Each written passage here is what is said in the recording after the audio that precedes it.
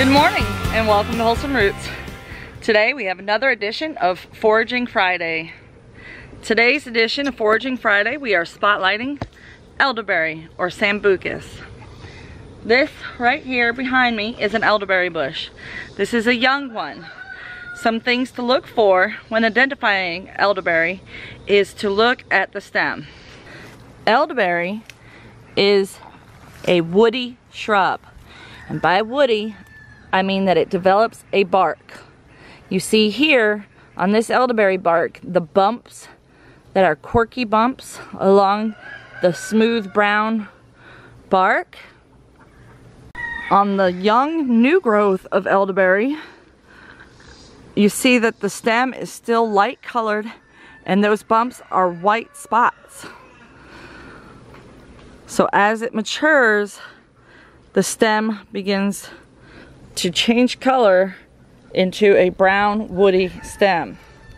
That is one of the main identifying characteristics that's going to help you know the difference between elderberry and other possible lookalikes. Water hemlock is a possible lookalike to elderberry. Some people are confusing them and misidentifying them, but a good way to know is first the woody stem. The hemlock, the water hemlock, is not going to develop a woody stem. It is an herbaceous plant. Also, the leaves on elderberry are opposite, not alternate. So when the leaves are opposite one another on the stem, that is what we call opposite leaf pattern. And that is an identifying characteristic of elderberry. Elderberry has these long, compound, pinnate leaves. That is one good way to identify elderberry. This whole thing here is considered the leaf. These coming off are the leaflets. Elderberry grows all across the US and in the UK. It is found usually in areas that are moist. While elderberry appreciates a wet environment near rivers, creeks, and ponds, it also grows along the roadside in ditches. It will tolerate drier conditions, whereas water hemlock will not. The fruit of the elderberry is in an umbel shape, just like the flowers. You see up there, there's still a bloom happening. So the flowers, this one's missing a few pieces, but the flowers are small and they are in the same umbel pattern as the berries. These berries will develop a dark, almost black appearance. Some elderberries are purple or blue and some are black. Although the flower and the ripe berry of an elderberry bush are edible, the stems, leaves, roots, and unripe berries are not edible and they will make you sick. When you go elderberry foraging, it's a good idea to have something like a long pole that you can pull down the branches with, and I'll show you what I'm talking about. Elderberry bushes can grow 10 feet tall or taller, as you can see here.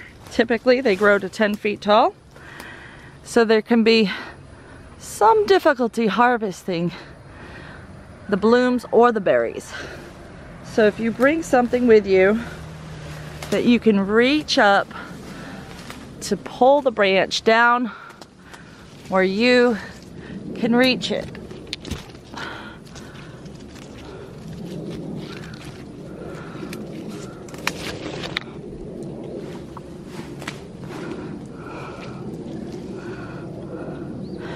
So this is what a prime elderflower looks like. When I harvest elderflower, I cut the entire piece off. That way I can bring it in and carefully remove all the flowers from the stems.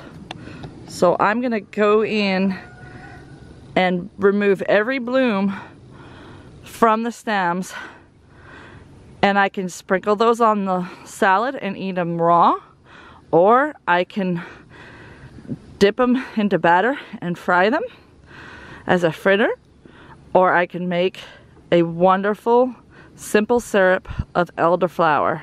That's my favorite way to preserve the elderflower. I often harvest the elderflower instead of the elderberry because our birds eat most of our berries. Elderflower has a very pleasant aroma. It smells just like honeysuckle, which is the family that it belongs to. Elderflower can be used as flavorings in simple syrups, like I mentioned before, in cordials and wines. People will often make elderflower beverages using the simple syrup, and also in wines and spirits. Elderberries should be harvested when the berries are fully ripe. You don't want to harvest unripe berries, as they could make you very sick. So some of the things you can do with the elderberries is you can dehydrate them for later use, you can freeze them for later use, or you can make them into a syrup as well. I have a great instructional video on how I make my elderberry syrup for immune support in the winter. I usually make that from dried elderberries that I purchase from Amazon, as that is usually how I'm able to get them. Unfortunately for me, we have a lot of birds that love the elderberries and get the ripe ones before I even have a chance. But if you are lucky enough to have a lot of ripe elderberries on your plant, you can do the same as I did with the flower and just break it off just below that to make it easier to harvest. What a lot of people will do is place their bag or basket just under the flower, the umbel of berries, before touching the branch, because when they're ripe they fall off very easily. So you want to catch all of those berries and not have them wasted. Some people will even put a net over the berries at this stage after they've been pollinated and they're already developing fruit, to ensure that the birds won't get them all. Elderberry and elderflower both have antiviral properties. Elderberries are high in vitamins, especially vitamin C, and they fight off almost any type of virus, even influenza. So they work best as a preventative in my experience. And when we take our elderberry syrup on a regular basis, we tend to stay very healthy. When we forget to take it, that seems to be when we catch a bug. You can make the elderberries into jellies. You can make it into wine. There's so many different uses for the actual elderberries. It is recommended that you cook the berries and don't eat them raw. Some people can have very bad stomach upset if they do eat raw elderberry. As a child, I may or may not have ate them along the riverside without knowing better, and I was lucky. But I definitely didn't get sick. So now you know what elderberry looks like, where to find it, and how to use it. So have fun, go out and forage some elderberry and elderflower today if you have it in your area. And remember that you don't want to harvest too much that's located along the roadway, where it could have exhaust fumes and pesticides on it. So make sure you know that you're harvesting from a clean source to keep your family healthy. If you've enjoyed these Forage Friday videos, make sure you subscribe to our channel. And if you want to get notifications every time we post a new video, make sure you click on that bell you see next to the word subscribe, and it will ring a new notification every time that we post a video, so you won't miss a thing. Thank you guys for watching.